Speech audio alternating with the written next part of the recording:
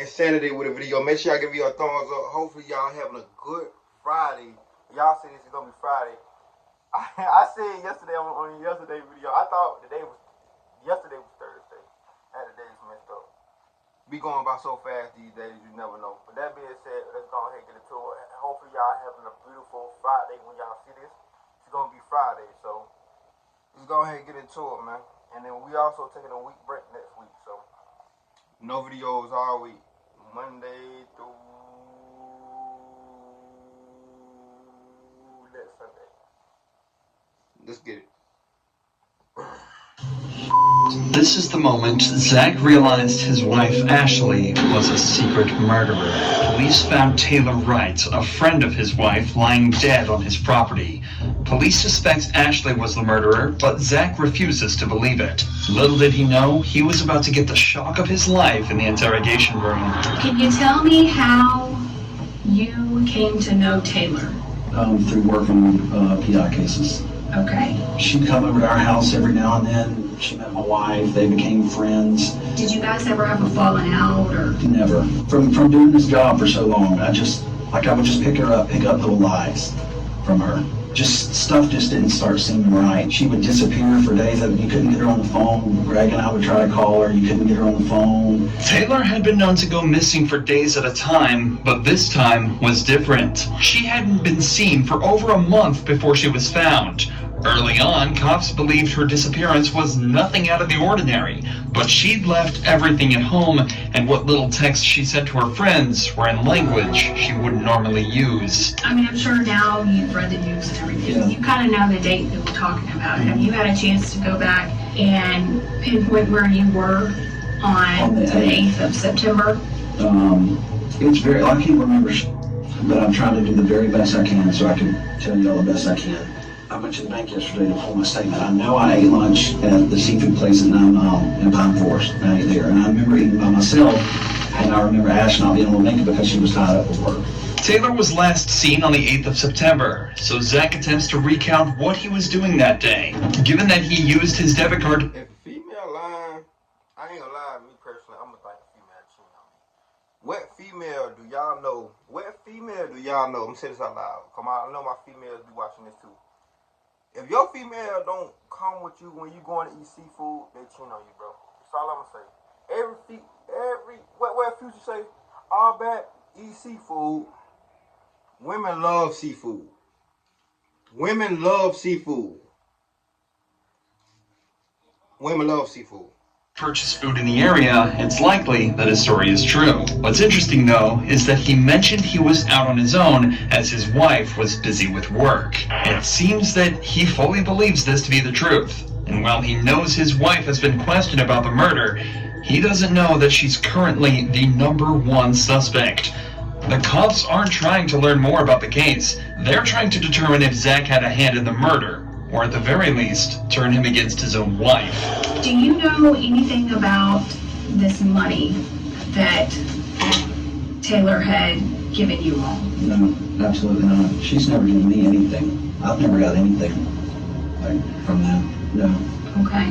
Do you know anything about your finances? No, to be honest. I give her when I work a case or and I got a settlement from my attorney, I hand it straight to Ash. She takes care of everything. The money the detective is referring to here is a sum of $34,000 that Taylor had given to Ashley for safekeeping. Taylor was going through a divorce and wanted the money away from her own accounts. But instead of putting it in a safety deposit box as promised, records show Ashley put it into her own accounts. By the time Taylor wanted it back, she'd already spent all of it. Coincidentally, Taylor only asked for it back on the 8th of September.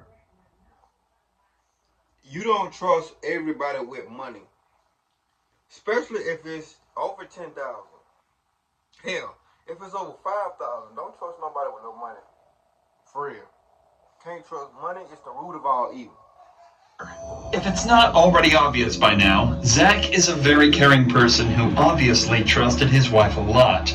So far, he's provided solid answers to where he was when Taylor disappeared and his involvement in the couple's finances, equating to almost none. But the detectives have to rule out any involvement whatsoever. so they decide to discuss where the body was found. The property info on Britt Road, and that's owned by her aunt and uncle. Have you ever been out there? Yeah. When's the last time you think you were out there? The last time I went out there is when I traded my four-wheeler for a side-by-side. And that's the last time I've been. Before that, I couldn't tell you. I'm not gonna lie, it sounds like he's telling the truth. Like, it really do sound like he's telling the truth, bro. When was that? A couple months back. Your phone number, the 554 number, do you always keep that on you? Yeah, I reckon. Do you ever loan it out to anybody? No. Okay. No. Would They you? trying to trick him. They trying to trick him.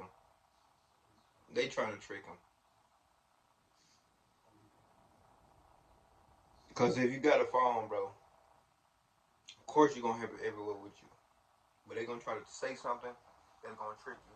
That's why you never, let me tell y'all something, put y'all on game. I want to say 2 times, I ain't going to say a couple times. It's been 2 times when the police called me on my phone, wanted me to come interrogate either for something I did or some other shit. Never go to an investigation room without your lawyer. If you can't do no crime, and if you do a crime and you can't pay for a lawyer, you don't need to do the crime. Sadly. So, for you young out there, if you do a crime, make sure you have the money enough to have a lawyer, not a public defender that when you get to court, he just gonna throw you under the rug like nothing. Trying to tell you, put y'all Ever loan it to anybody? Y'all don't be doing shit. Do you remember Ashley ever using it, taking it with her? No. Never.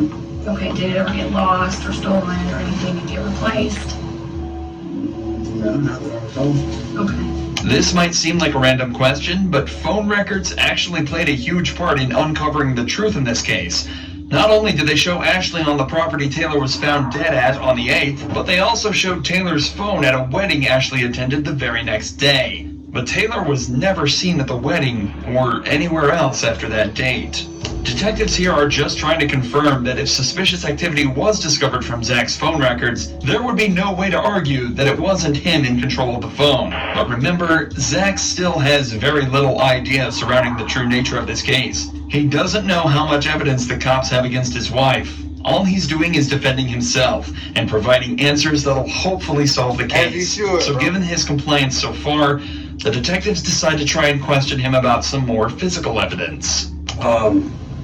Do you own any 9mm Yeah. handguns? What kinds? A lot. Just one or? I've got a lot of guns. So, a lot. One Glock 9. What model? 19. 19? Okay. Do you know how Taylor died? For Ackerman told me that the girl was shot, and he heard that from Mulchan. So Ackerman told you and he got it from Mulchan? Yeah. Okay. And did he elaborate on anything else? He just said that they thought the girl was shot. Okay. Did you ever buy Ashley a gun or anything of that nature? Man, over the years, yeah. I bought her a 380 one time. Okay. PPK. Okay. And does she carry a firearm? I haven't seen her one in quite a while. Not at all.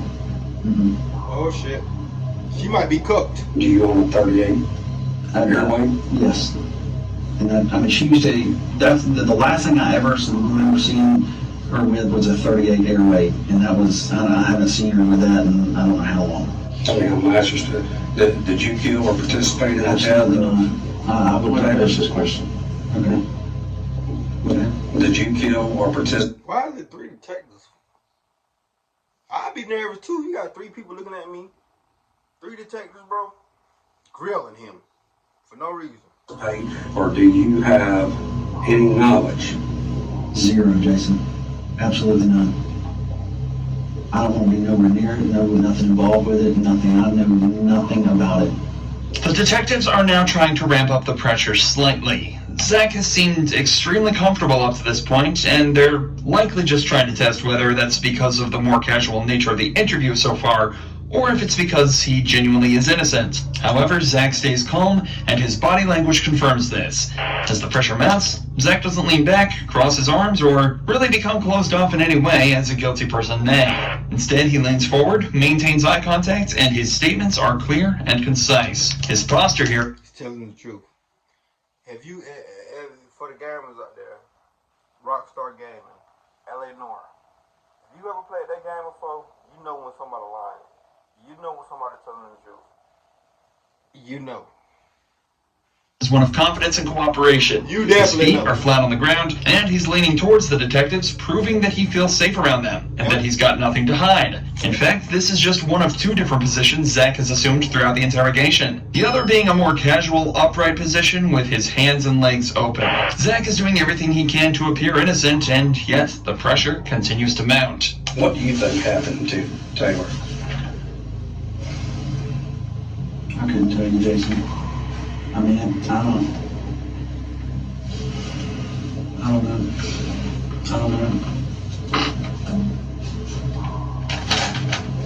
I mean, nobody all deserves because you didn't want to get a girl back on money. Like that whatsoever. I don't know what happened to her. Wow. And, I'm asking you,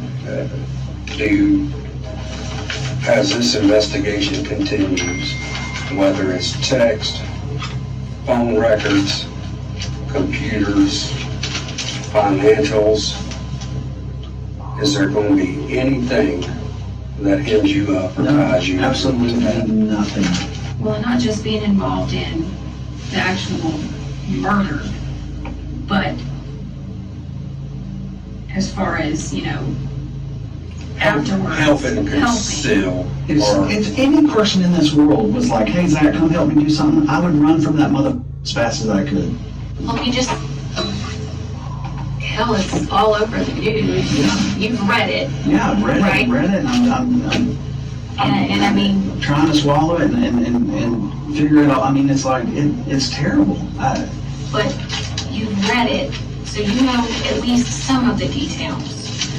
Just based upon that and your knowledge of the job that we do and the job that you used to do, what's your thought? Feelings aside. Just logically. You see what they do? We've been watching this video for the past 10 minutes. They've been asking this man the same exact question or try to twist it up in different ways the past 10 minutes we've been watching this video. Never go to an interrogation room without a lawyer. Like I said before, if you can't pay for the lawyer, don't do the crime. Hell, don't do the crime at all, really. That shit easy to get into, hard to get out of. I can't see her doing something like that. I mean, she's super intelligent. She's got a Master's degree. Yeah, or is it master's or I don't know, one of the two. And that's just sloppy. I mean, that's sloppy. I can't see her doing that. There's obviously a lot going on in Zach's head right now. He obviously doesn't want to believe his wife killed someone, but his years of experience as a PI, coupled with all the evidence against his wife, logically have to be convincing him otherwise. Not only were there the bank statements and the cell phone records, but Ashley was even caught on camera at a hardware store, purchasing the exact same type of cement that was used to fill Taylor's grave. At this point, though, the detectives have seen all they need to. Zach takes a minute to discuss a few things with his lawyer, and he signs a search warrant allowing them to obtain all his cell phone records. Oh, he did have his lawyer with him. My bad. My bad, bro. Eventually, Zach is cleared of any wrongdoing and is allowed to return home. His wife, however, was a different story. We The jury found the defendant, Ashley MacArthur, guilty of first-degree premeditated murder with a firearm as charged in the indictment. Ashley MacArthur was sentenced to life in prison with a mandatory sentence of 25 years and is now serving her time away from her husband behind bars. Man, justice was served, man. RIP to the victim because she didn't want to give her back her money that she had already spent on herself. Don't trust nobody. For one, don't trust nobody with y'all money. I don't give a fuck if it's $100. Don't trust nobody with your money. Put it up somewhere. Hide it somewhere. And yeah, man. What I say about the lawyer shit, if you can't pay for the, if you can't pay for the lawyer, still, even though he did have his lawyer, still don't do the crime. You know what I'm saying? Y'all be safe. Love y'all. I gotta do another video. You know what I'm saying? For other channel. Make sure y'all go over there for Throwback Thursday. Before you get turned over there. It's Thursday night. Y'all gonna see this video Friday. So, see what I see. I love y'all. Let's ride, nigga.